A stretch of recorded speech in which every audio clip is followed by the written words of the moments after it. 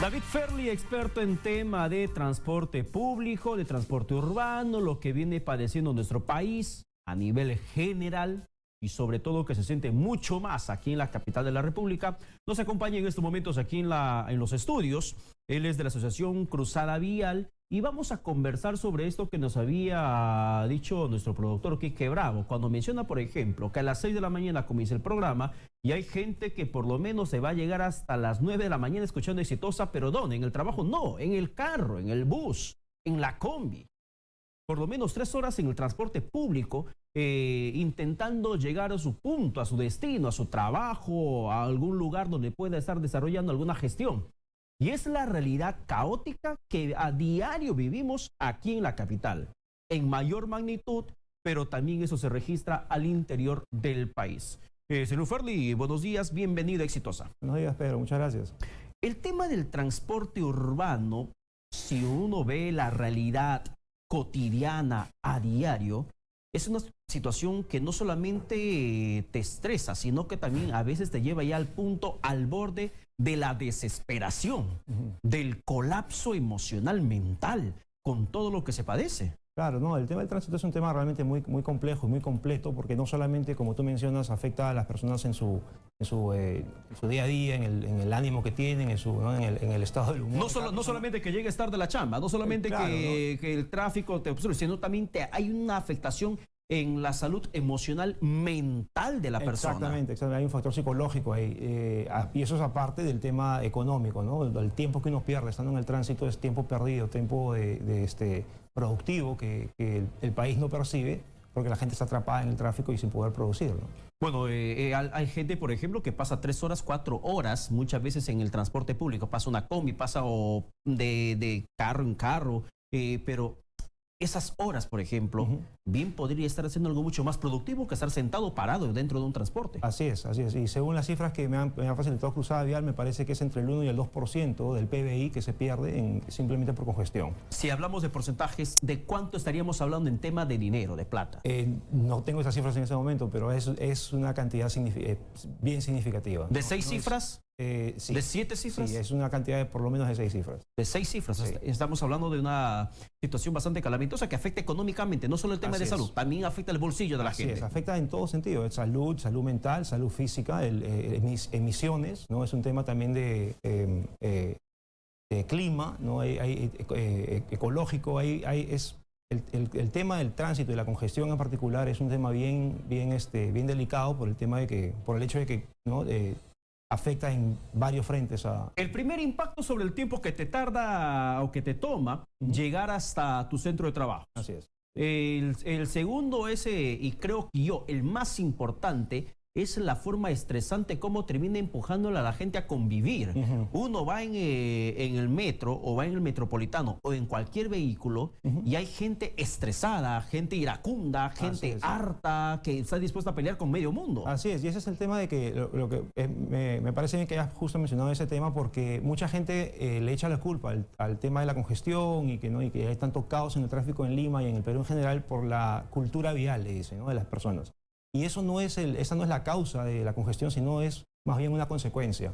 El hecho que la gente los conductores manejen de una manera tan agresiva, de una manera tan imprudente muchas veces, es una consecuencia del caos que se vive, el cual es generado no por ese comportamiento, sino por el diseño, más que nada. Según lo que yo he estado observando y de acuerdo a mi experiencia que he tenido trabajando en otros países y pudiendo ver cómo se hacen las cosas allá, el problema que tenemos acá no es un problema de cultura vial, es un problema de diseño. Las vías están muy mal diseñadas, ni siquiera siguen las normas de diseño vial peruanas, que son prácticamente idénticas a las normas de otros países, entonces no hay nada nuevo aquí en el Perú. Pero si hablamos de un tema de diseño de vías, ¿de quién es la competencia directa? ¿Del gobierno local? ¿De la municipalidad? Bueno, el Ministerio de Transportes es quien emite estas normas y quien facilita los manuales de diseño vial, los manuales de diseño geométrico, de señalización. David, te cambio la pregunta. ¿Quién tiene la reverenda culpa de lo que estamos padeciendo en contexto local aquí en la capital de la República? Bueno, en términos generales, el gobierno central, porque no existe una entidad dedicada especialmente a fiscalizar que los manuales que emite el Ministerio de Transportes sean realmente seguidos y obedecidos a la hora de hacer proyectos y a la hora de presentar propuestas para diferentes soluciones, intersecciones. Los gobiernos locales a nivel, por ejemplo, Lima Metropolitana como municipalidad y los demás distritos, ¿cuánta competencia tienen? Bueno, porque para saber a quién se le va a echar la culpa, saber a quién reclamar. Esa es parte del problema, que hay en Lima, en el caso en particular de Lima, Lima tiene 43, me parece, 43 distritos. Todos ellos hacen su propio plan. Hacen sus propios planes. Son islas. Exactamente, todos ellos hacen sus propios proyectos viales, no ponen ciclovías o señalización y no siguen los manuales que el Ministerio de Transporte emite o lo siguen de una manera muy general. Acabas de mencionar un punto bastante importante, el tema de proyectos viales. Y justamente te consultaba en interno y quisiera que nos compartas de manera pública. Y yo leí el día de ayer que por lo menos en los 70, aquí en la capital, en Lima, había un proyecto vial, un plan vial. Y justamente de ese plan vial nació la Costa Verde, nació la Vía Expresa. Así es. Pero nos hemos quedado en la Costa Verde y la Vía Expresa. ¿Qué pasó con ese plan vial? O sea, todas las ciudades... Te hablo del 70, del 70. Así es. Y todas las ciudades del mundo tienen un plan vial que se proyecta por lo menos hasta 30, 40 años. Y ese plan vial se tiene que ir revisando aproximadamente cada 5 años, si no es más frecuente que eso, porque la ciudad va cambiando y hay muchas cosas que cambian de una manera no planificada y hay que adecuar el plan vial a lo que está ocurriendo, a la realidad actual, ¿no? Entonces, en Lima eso no existe, no hay un plan vial realmente que se siga, que transcienda las gestiones, ¿no? A veces una gestión... El plan del 70 no se actualizó. No se actualizó. Y tampoco se contextualizó con la realidad que ahora se está viviendo, con la migración del interior del país hacia la capital. Claro, entonces el problema es que cambia la gestión municipal y este plan vial se desecha, porque la nueva gestión no le gusta lo que hizo la gestión anterior y no hay una continuidad. Entonces, por eso es que se necesita una entidad que sea autónoma, que esté al margen de las gestiones municipales y que presente un plan vial y que ese plan vial sea de seguimiento obligatorio para las gestiones, no importa quién sea alcalde, no importa que haya sido hace 10 años, ¿no? Como les decía, se va actualizando, pero el plan vial sigue siendo el mismo, ¿no? Porque si no tenemos pues una brújula, no tenemos una... Los corredores que la Municipalidad Metropolitana implementa, los corredores metropolitanos, la línea de metro, también por parte del gobierno central, han demostrado que son un paliativo, pero a corto plazo, porque mediano plazo terminó colapsado todo el sistema. Tú ves Metropolitano las estaciones abarrotadas, ves en la línea del metro abarrotado cada estación. O sea, no son soluciones al problema. Claro, y eso... Porque si en otras ciudades si en otras ciudades del mundo funciona la implementación de una línea de metro, un sistema exclusivo como un metropolitano, ¿por qué no funciona en la capital? Bueno, paradójicamente Lima es una ciudad privilegiada por el hecho de que casi el 80% de la población utiliza el transporte público. Eso es algo que muchas ciudades del mundo quisieran tener. Y ese es el tema, de que cuando uno ofrece un sistema de transporte eficiente, se hace muy atractivo para ese 80% y las consecuencias se ven que no todo el mundo quiere tomar esa forma de transporte. Por eso te dije, no se actualizó y tampoco se contextualizó con la realidad de ahora, que con la migración que hace la gente, hacemos los provincianos hacia la capital de la República, me incluyo dentro de esa migración. Claro, entonces el tema es que cuando uno ofrece una forma de transporte más eficiente, va a haber mayor demanda. Entonces uno tiene que ir actualizando, tiene que ir ampliando lo que uno ofrece al principio, se tiene que ampliar para ir adecuándose a lo que va llegando a la gente, ¿no? El mismo tema ocurre con el diseño vial. El problema es que en el diseño vial no es tan fácil o no es tan no es deseable que la gente realmente... Bueno, pero David, para comenzar, ¿hay un diseño vial? ¿Existe un diseño vial? En teoría sí, existen, o sea, hay, como les comentaba, hay manuales de diseño vial que el Ministerio de Transporte ofrece y que son de seguimiento supuestamente obligatorio. Pero que están empolvados, que no se han actualizado. Se actualizan, pero no hay una entidad que realmente se encargue de verificar que cuando un proyecto se presenta, se esté cumpliendo con todas las normas de diseño. Y eso se ve en muchas obras que hemos visto, actuales, en las cuales el diseño vial, y es muy fácil para una persona que entiende de diseño vial verificarlo, no se cumplen los criterios de diseño vial que están en estos manuales. Entonces, por ejemplo, hay distancias que deben mantenerse, distancias de aceleración para los carriles de entrada a las carreteras. No se cumple con eso.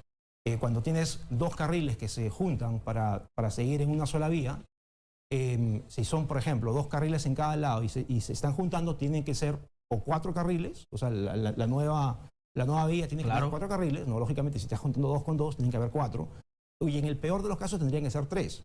Pero acá no se ve eso, se ve que se juntan 2 carriles con 2 carriles y continúan con 2 carriles. Entonces, pero al respecto a eso, por ejemplo, lo que se me viene a la mente, justo con el ejemplo que estás haciendo, eso es lo que sucedió con el tema de la 28 de julio, implementado por Castañeda en cuanto entró al gobierno, de manera improvisada para muchos. Porque hay un tramo que precisamente hay 2 carriles y cuando hay un giro que tienes que hacer, la vía se reduce. Hay una curva, pero la vía se reduce solamente a 2 carriles. Hay un congestionamiento que de por sí se va a dar, porque hay una carga vehicular y le estás metiendo por un embudo. Exacto. Eso, por ejemplo, es problema de quién, de la Municipalidad Metropolitana, que no diseñó adecuadamente, si es que existió en algún momento algún proyecto, o del gobierno central, que no hace respetar el diseño vial que necesita la población. El problema es que no hay una entidad que se encargue de verificar que ese diseño esté bien hecho. Claro, la municipalidad contrata a una empresa de ingeniería para que le diseñe la obra. La empresa de ingeniería la diseña muchas veces con estos errores, pero debería haber pues ahí un control, ¿no? Ya sea porque si el gobierno central estaría siempre con ojos vigilantes, se diera cuenta de lo que está casi una palabrota, el mal diseño estructural de ese proyecto. Entonces, cuando se hacen las aprobaciones para dar el dinero, el gobierno central también pone parte del dinero para hacer la obra. En todo este proceso de aprobación tiene que haber una etapa en la cual se revisa el diseño y se revisan no solamente el diseño geométrico, sino también estructural y tantos temas que hay, ¿no? Por ejemplo, este tema que tú me decías del 28 de julio, que se empezó a agrietar. No, ese es un tema estructural. Además, claro, no hubo quien revise realmente que los materiales estuvieran de acuerdo a las normas, que los diseños estructurales estuvieran de acuerdo a las normas, y como en mi especialidad, el diseño vial, evidentemente tampoco lo revisaron porque esa obra, 28 de julio, también tiene problemas de diseño geométrico. En el túnel, el túnel tiene 2 carriles, y luego en esa bifurcación, ¿no? Que creo que se va hacia la avenida Cuba, tienes los 2 carriles que entran al túnel y luego son 2 carriles que continúan hacia el centro de Lima y los otros, perdón, hacia la avenida Arequipa, y los otros 2 carriles que se van hacia la otra avenida, me parece que es la avenida Cuba, no recuerdo bien el nombre. Y son 2 carriles que se separan en 2 y 2 para el otro lado. Entonces, si uno está en el carril izquierdo, por ejemplo, uno ve cómo está diseñada la vía y según el diseño te dice que tú puedes girar hacia la derecha estando en el carril izquierdo, ¿no? Y el que está al carril derecho, él ve que puede girar a la izquierda a pesar de que está en el derecho. Entonces ahí ese entrecruzamiento y se genera ese conflicto entre los conductores, se genera animosidad entre conductores y todo este problema que estamos viendo, ¿no? De las personas que manejan agresivamente y realmente la causa de esto es este mal diseño, ¿no? Ahora, las comparaciones son bastante odiosas, pero ¿qué es lo que pasa, por ejemplo, en Santiago de Chile? No he trabajado, no he tenido la suerte de trabajar en Chile, pero según tengo entendido, en Chile sí existe este tipo de institución. Hay un sistema de transporte mucho más integrado. Aparte de eso, hay un mejor control en lo que es el diseño vial y las obras de infraestructura vial. Bueno, yo tampoco estuve en Chile, no puedo dar mi palabra como experiencia, pero sí lo que diferente información, por ejemplo, te refiere, más de una información lo que pude leer, que tú agarras, por ejemplo, el Metropolitano en el contexto limeño. Agarras el Metropolitano, te bajas una ruta limitadora que te lleve directamente al metro, por ejemplo, a la línea de metro. Y en este caso, acá en la capital no sucede, acá en Lima no sucede. Tienes que agarrar por lo menos una combi que te lleve del Metropolitano en el Matelín y por lo menos que te lleve a una estación que esté por estación Atocongo o por San Juan. O sea, hay toda una distancia marcada que complica y dificulta mucho más el sistema de transportes. Así es. No, definitivamente tiene que haber un sistema integrado, ¿no? Y eso es lo que no se hizo durante esta última gestión. No se siguió trabajando en este tema de integrar las diferentes líneas de metro, las diferentes líneas de buses y tratar de poner un poco más de orden en el transporte público. Pero ¿cómo armonizar ahora todo esto? Estamos en una contienda electoral, la gente si sumamos las horas de viaje en una combi, un metropolitano, en un tren, estamos sumando por lo menos años de vida nuestra que podríamos estar produciendo en familia, en una situación de esparcimiento o trabajando, la pasamos dentro de una cabina de viaje. ¿Cómo armonizar esto o cómo emplazar a los políticos que quieren llegar a la alcaldía metropolitana para que pongan en contexto la realidad que estamos pasando? Lo que hay que darse cuenta primero es que lo que tienen todos estos diferentes modos de transporte en común, ya sea bicicleta, a pie, ¿no? Auto privado o transporte público, es que todos utilizan la red vial. Y ese es el principal problema que tenemos en Lima y en el Perú en general, es que la red vial no está bien diseñada, no tiene, como le decía, no sigue los mismos, ni siquiera las normas y los criterios de diseño que el Ministerio de Transportes exige. Entonces, lo primero sería eso, ¿no? Revisar y asegurar que todas las obras que vienen en el futuro y las que ya se hicieron sean corregidas, y las que vienen en el futuro que sean bien diseñadas para tener una buena base, ¿no? Para poder empezar a implementar todo lo que es, ¿no? Sistemas integrados de transporte. El red vial, bicicletas, las ciclovías, el tema del transporte privado, de los carros, automóviles, camionetas. Eso es lo que precisamente te quiero preguntar también luego de la pausa. Vamos a la pausa y volvemos con este tema sumamente importante que estamos tocando aquí en Exitosa sobre el transporte público en nuestra capital. Pausa y volvemos.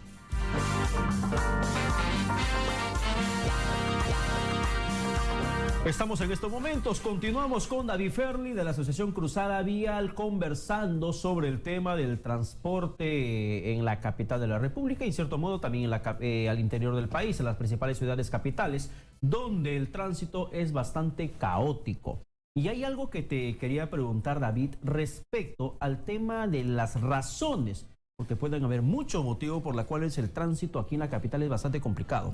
Pero hay algunos que señalan que el giro a la izquierda, que un vehículo, un taxista, un microbusero, un particular que puede estar en su vehículo, en su camioneta, en su auto, al momento de girar a la izquierda, ese giro a la izquierda es una de las principales razones por la cual el tránsito en la capital es caótico. ¿Es cierta esa premisa? Es cierto en tanto que el diseño no permite que uno haga ese giro a la izquierda, pero es un problema de diseño. A ver, háblanos en cristiano como para niños de 5 años. Ok.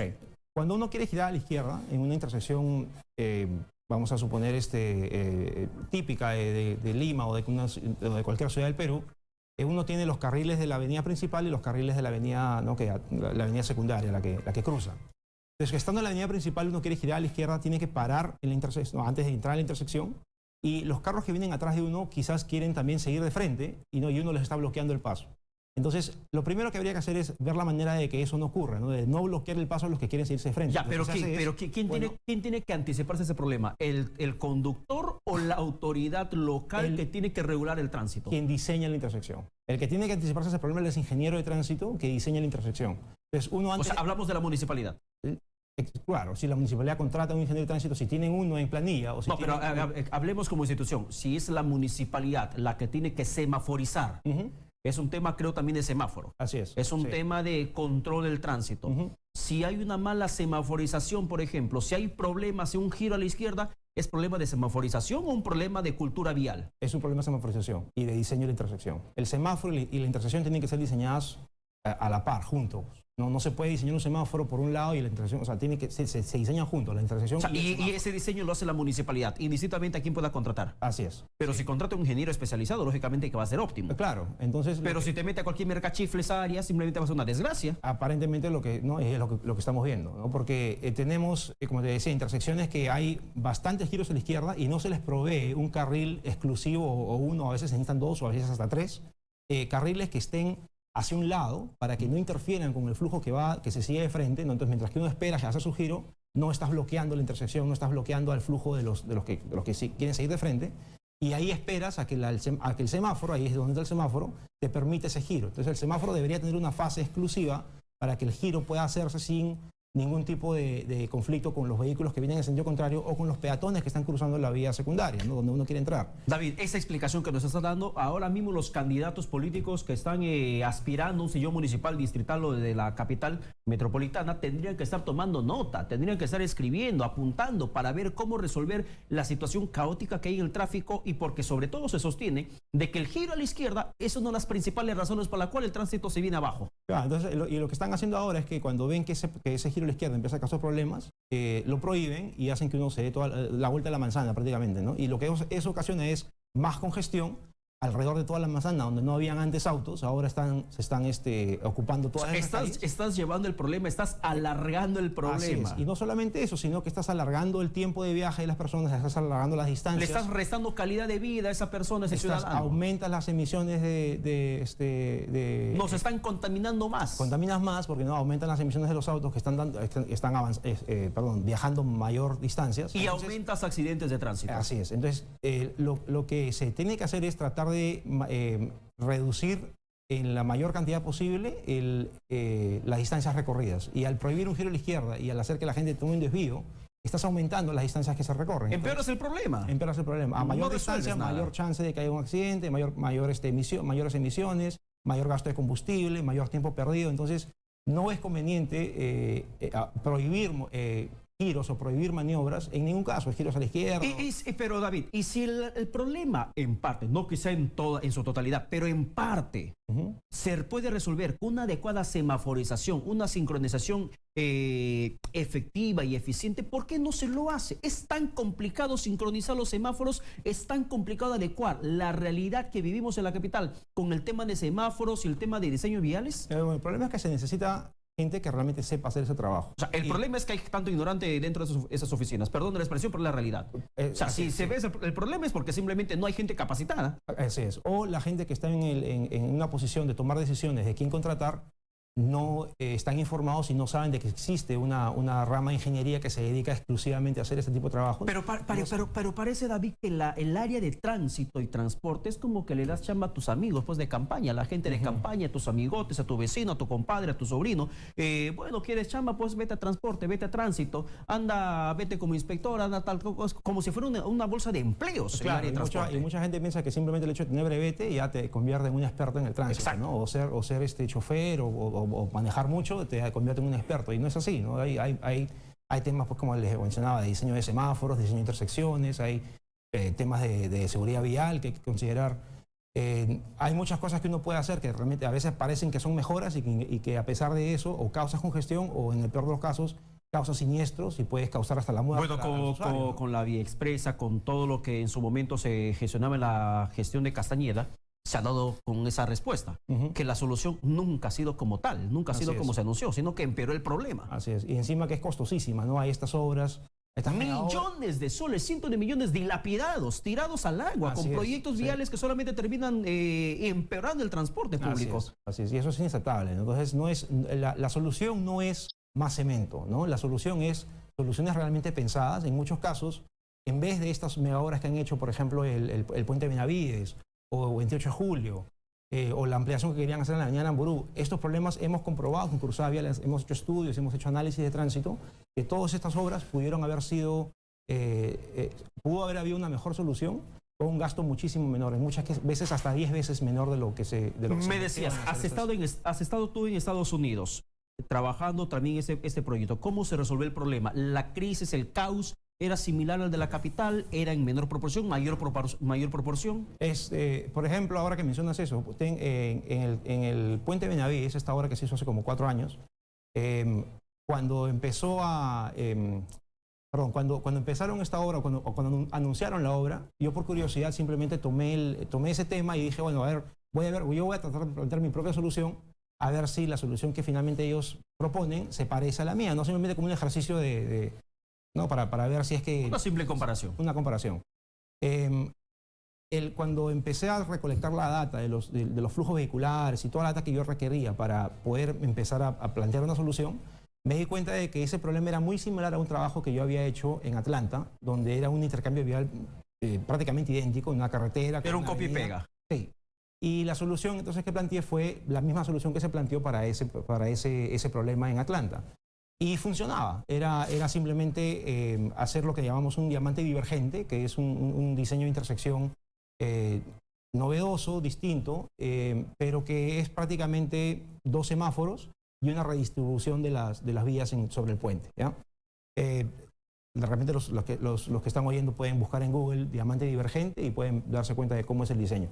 Pero con eso, haznos una figura mental de lo que nos estás diciendo, porque intento entenderte, y el taxista que ahora mismo está manejando, escuchando Exitosa, también intenta graficar, dibujar de manera mental lo que estás explicando por una solución en tema del caos vehicular. Claro, entonces es prácticamente el flujo vehicular sobre el puente se cambia de sentido para que los giros a la izquierda puedan hacerse sin ningún tipo de interferencia con vehículos que vienen en sentido contrario porque estás al otro lado de la pista. Pero eso implica semaforización.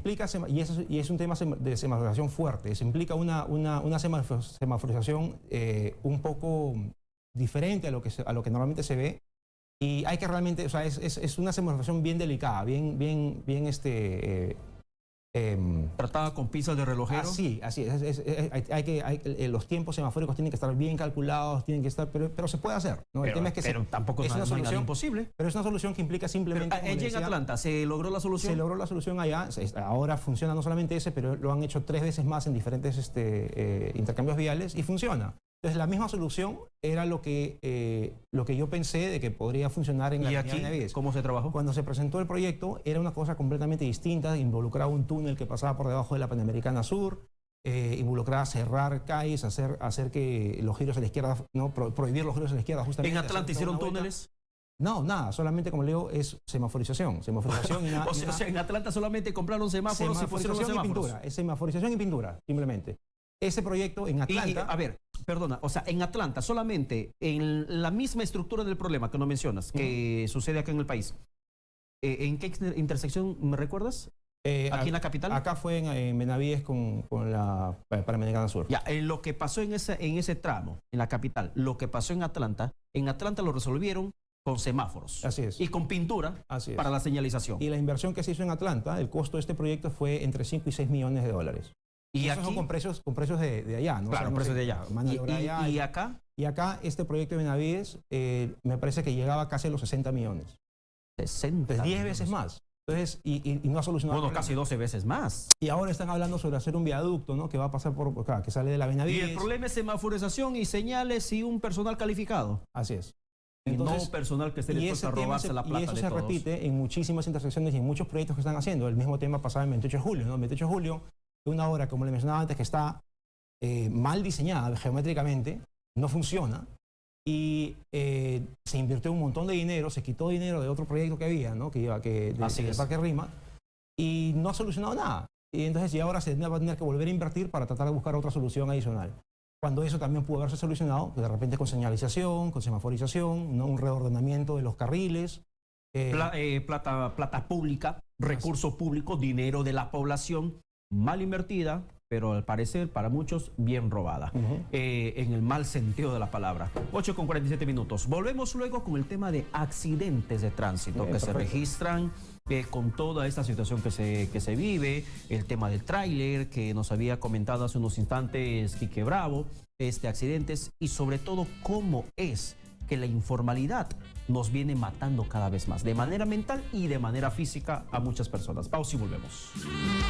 El otro que ve que ya le falta poco para que le den la luz verde, ya empieza a poner primera, empieza a avanzar, ¿no? Y empieza a arrancar para entrar en la intersección. Y cuando ocurre esa combinación de factores, es donde se presta para que ocurra un accidente, especialmente si no está bien calculada la luz ámbar. Claro, pero, ahora, pero ahí pareciera ser que ese cronómetro que va en retroceso es una trampa mortal. Exactamente, ya eso iba. Entonces, y es justamente por eso que en muchos países, el Perú inclusive, está prohibida la utilización de estos cronómetros, estas cuentas regresivas para semáforos vehiculares. ¿En el Perú está prohibido? ¿Está vigente? ¿En el Perú está prohibido? No está en los manuales del Ministerio de Transporte. Si no está en el manual, significa que no se puede implementar. Pero si no está en el manual y no hay una prohibición explícita, no una prohibición tácita, sino explícita. En temas legales puede ser así. Hay un vacío, puedo ponerlo si quiero. No es así, porque en temas legales es así, ¿no? Si la ley no te prohíbe algo, uno lo puede hacer, pero en temas técnicos, si la norma no te da las especificaciones técnicas para un tipo de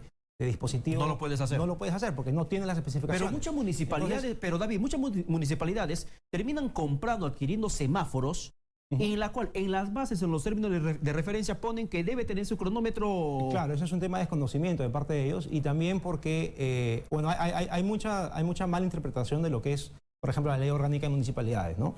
La Ley Orgánica de Municipalidades dice que la municipalidad tiene la autoridad de normar en temas de transporte y de tránsito. ellos lo interpretan como que tienen la autoridad de inventarse reglas de tránsito, ¿no? Y este tema del cronómetro es una de ellas. Pero no es así, ¿no? Ellos tienen la Las autoridad normas de técnicas implementar las no te normas. dicen el tema del cronómetro No en te el dicen. semáforo. Para ilustrar de una manera más que la gente lo pueda entender, no se puede implementar cuenta regresiva porque no está en la norma y porque si estuviera en la norma te diría, por ejemplo, de qué tamaño tienen que ser los números. Si los números tienen que ser no cuadrados o redondeados, si tienen que ser qué tipo de la intensidad luminosa de los números. Todos esos detalles están indicados en la norma para los dispositivos que la norma permite. Si no están es porque no lo permite. Entonces, nadie tiene idea de cómo deben ser, cuáles son las características de estos cronómetros. Es más, yo he comprobado en diferentes semáforos de la capital, ahora que he estado, ¿no?, viajando por acá y movilizándome por la capital, que en muchísimos semáforos los conteos ni siquiera son segundos. O sea, si uno toma el tiempo, la duración de la cuenta regresiva no está en segundos, está en Dios sabe qué unidades, ¿no? Porque no dice 90, pero llega a cero en 65 segundos y no en 90 segundos. Entonces, hay una situación bastante problemática. El tema de accidente de tránsito, por ejemplo, en Europa, lo que se conoce, en Europa hay una comisión, la Comisión Europea, dentro de la Unión Europea, la Comisión Europea, la que tiene que ver el tema, una de las principales razones de ser o los principales objetivos que tiene es reducir la tasa de mortalidad en accidentes de tránsito. Así es, y es importante que tú mencionas la palabra tasa porque esa es la verdadera manera de medir la gravedad de la situación en temas de accidentes de tránsito. Pero si en Europa, pero David, si en Europa lo hacen, no son extraterrestres, son seres humanos como nosotros, tienen también un cerebro, no tienen dos cerebros, no tienen tres cerebros. Claro. Son seres humanos como nosotros. ¿Por qué si en Europa, un continente del primer mundo, como tantas veces se califica, lo pueden hacer? ¿Por qué no podemos copiar? Ahora que los peruanos somos expertos copiando, no podemos traer esa realidad al Perú y también priorizar el tema humano y reducir tasas de muertes en las pistas. Así no, y se tiene que hacer, eso es urgente. El tema de la siniestralidad vial en el Perú es un tema realmente escandaloso. Si uno hace una comparación, como mencionabas, en tasas de accidentes viales entre Perú y Estados Unidos no es para, ni se asoma a ser el líder en temas de seguridad vial. El problema de seguridad vial en Estados Unidos también es muy grave.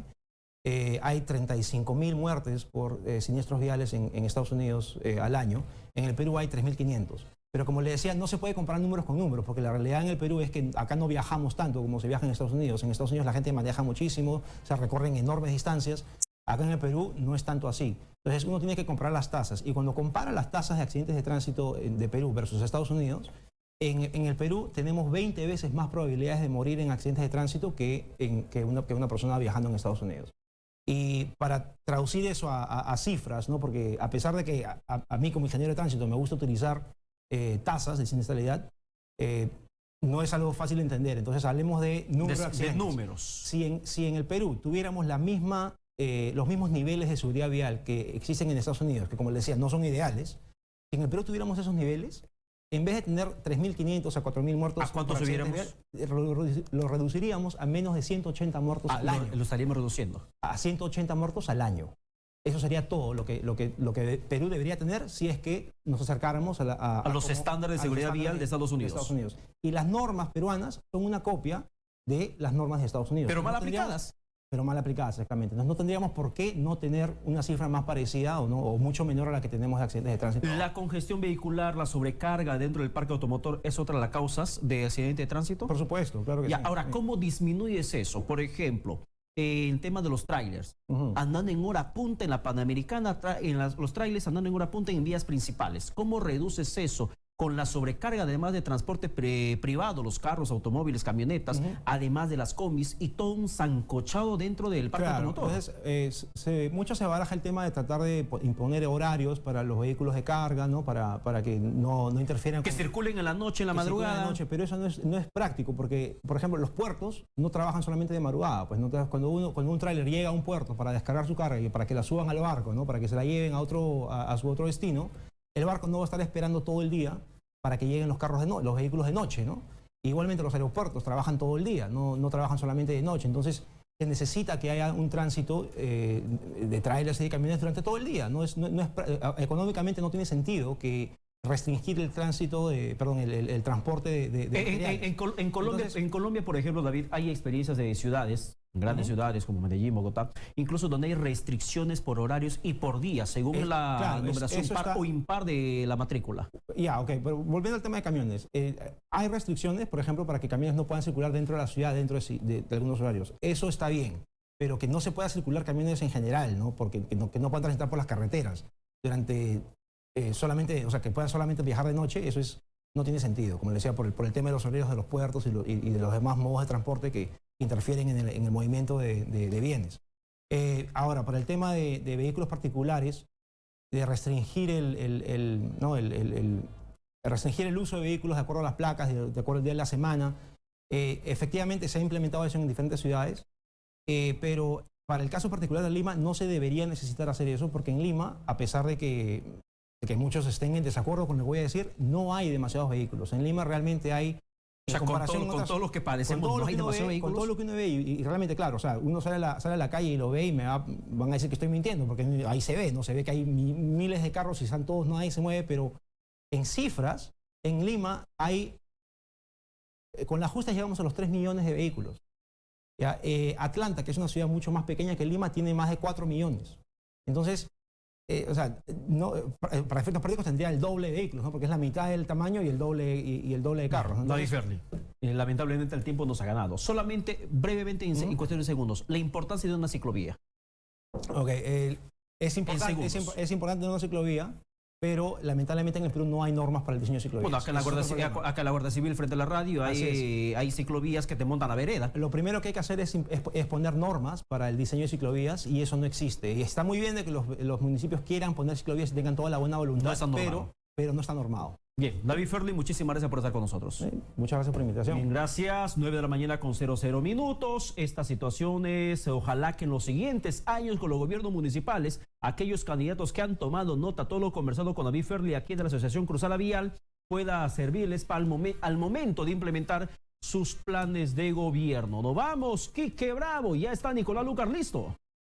Viene Nicolás Lucar y vamos a estar con el flamante presidente del Poder Judicial, Víctor Prado, aquí en Exitosa, bien, la Radio del Perú. Con eso no vamos, quédese, viene Nicolás Lucar.